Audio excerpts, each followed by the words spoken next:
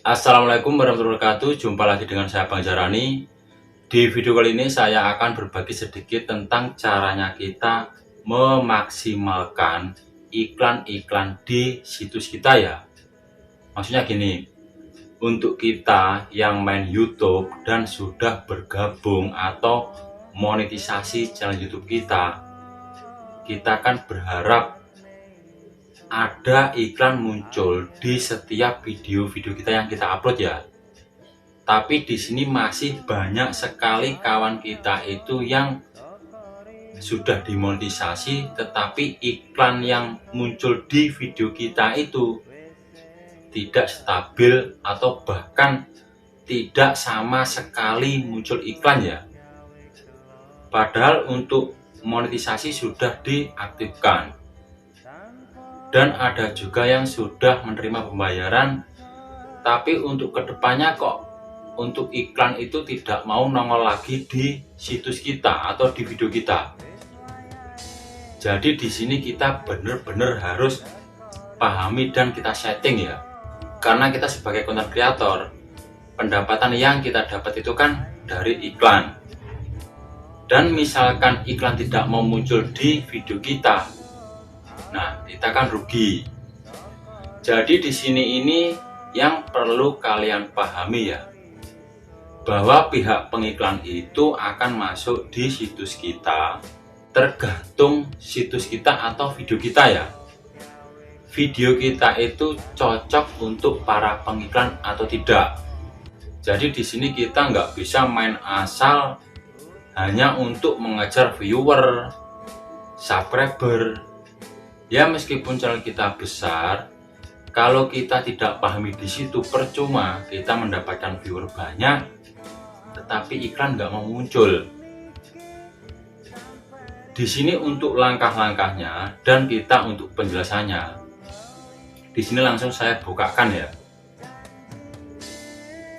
Di sini yang perlu kalian pahami dulu, pedoman konten yang cocok untuk pengiklan. Jadi kalian harus pelajari ya.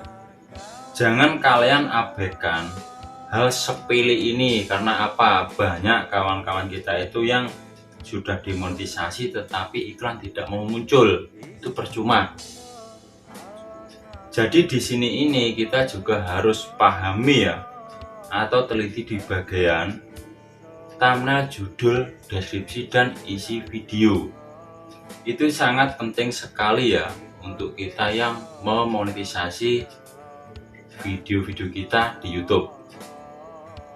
Dan konten-konten apa saja yang tidak ada iklannya atau pendapatannya kecil ya. Ya meskipun viewer tersebut banyak, tapi belum tentu uangnya itu bisa masuk. Ini ada beberapa ya, kayak misalnya kata-kata tidak sopan, kekerasan, konten khusus dewasa. Di sini ntar kalian bisa pelajari sendiri. Konten apa yang tidak mematuhi kebijakan pedoman komunitas YouTube. Dan untuk kita yang misalnya kepingin iklannya lancar, bisa masuk di video-video kita bisa kirimkan ranting ringkasan program penilaian mandiri YouTube. Jadi di sini ini kita bisa mengisi secara mandiri ya. Maksudnya kalau kita upload video, menurut kita entar video yang kita upload mematuhi kebijakan pedoman komunitas YouTube, kita baru bisa kirimkan ranting langsung lewat YouTube Studio pas kita upload. Karena apa?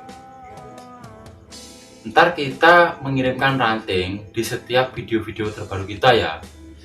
Itu ntar kalau kita sudah mengupload 20 video, itu iklan akan lancar di situs kita. Jadi di sini kita nggak bisa mengabaikan ya. Anda dapat memberitahu kami isi video Anda.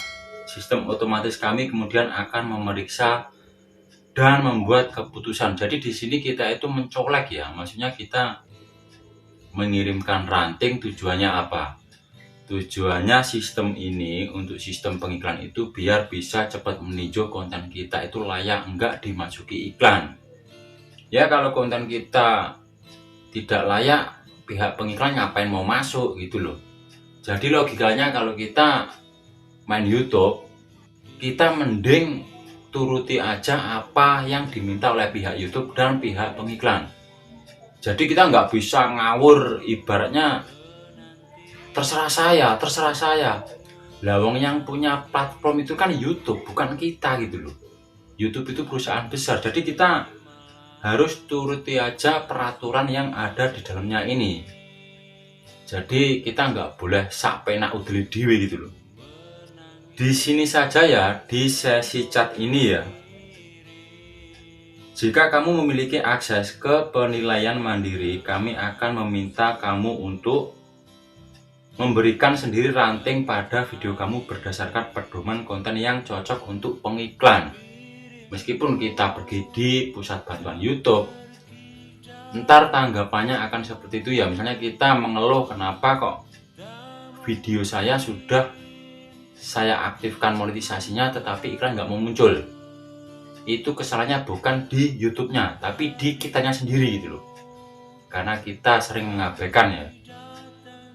Jadi untuk pertama itu ya, kalian harus benar-benar teliti untuk judul kalian, deskripsi. Lalu di sini kalian bisa scroll ke atas ya. Di bagian sini konten ini tidak untuk anak-anak, tapi kalau kalian mengupload misalnya kevulgaran atau kedewasaan, di bagian sini kalian bisa tentukan sendiri video kalian itu ditonton untuk siapa. Jadi biar iklannya tetap masuk. Jadi di sini ini kalian bisa pilih yang atas ini ya. Kita batasi video kita hanya untuk penonton yang umur 18 tahun ke atas. Kalau konten kita itu konten yang aneh-aneh lah, ibaratnya gitu-gituan gitu. Di sini kalian harus benar-benar pahami ya. Mulai bagian sertifikat bahasa dan teks. Ini kalian harus pahami. Di sini kalian harus pahami. Mungkin untuk tag kata kunci ya, sekarang tag kata kunci kan tidak terlalu pengaruh, tapi di sini kalau saya tetap memakai tag kata kunci. Bagian layar akhir, kartu, subtitle. Karena apa? Kita harus setting benar-benar apa yang pihak YouTube minta. Jadi kita nggak bisa main seenaknya saja ya. Dan di bagian monetisasi ini, meskipun kita sudah aktifkan, misalnya iklan nggak mau muncul, kalian terapkan di metadata. Kayak tadi ya, mulai thumbnail, judul, deskripsi, dan di settingan YouTube Studio kalian, di video-video kalian yang mau kalian upload. Dan di sini channel saya kan sudah rantingnya hijau ya, tercentang. Di sini caranya kita mengirim ranting di setiap kalian mau upload video. Ntar di bagian kesesuaian iklan, di sini kalian bisa centang yang bawah ini, lalu kalian kirim ranting. Video ini juga sudah ada di video saya yang ini ya, kalian bisa cek. Ntar kalian juga bisa pahami sendiri ya untuk pedoman konten yang cocok untuk pengiklan ini, dan sama ringkasan program penilaian mandiri YouTube.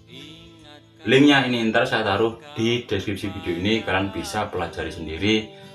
Dan yang lebih penting, caranya kita mengatur metadata video kita, sama caranya kita upload video. Kita upload lewat YouTube Studio juga sudah ada di video saya ya, kalian bisa cek saja di playlist channel ini, lengkap. Jadi kalian jangan mengabaikan hal-hal yang sepele hanya untuk bikin video viral, mengejar subscriber, viewer. Percuma kalau kalian tidak mau pahami caranya main YouTube dengan benar. Ya, semoga di penjelasan saya saat ini bisa dimengerti untuk kita semua. Intinya untuk kalian tetap semangat, jangan tumbang. Wassalamualaikum warahmatullahi wabarakatuh.